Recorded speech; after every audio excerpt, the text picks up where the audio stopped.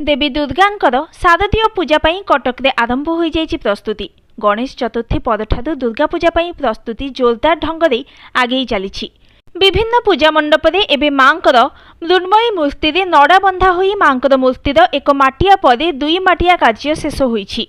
अन्य पक्षरे साजसज्जा पाई मध्य विभिन्न पूजा कमिटी तोरण निर्माण कार्य आरंभ करि दैछन्ति। हेले एथिरे बाधा सृष्टि करुछि लगाण वर्षा।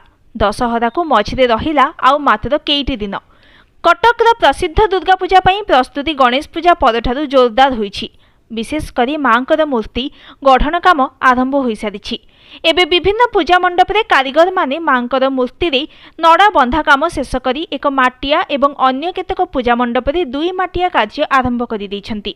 मांकर मूर्तिर छांच खड़मारे बंधा हेबा परे पार्श्व देवादेवींकर मूर्ति गुड़िकरे मध्य दुई माटिया करुछन्ति कारीगर।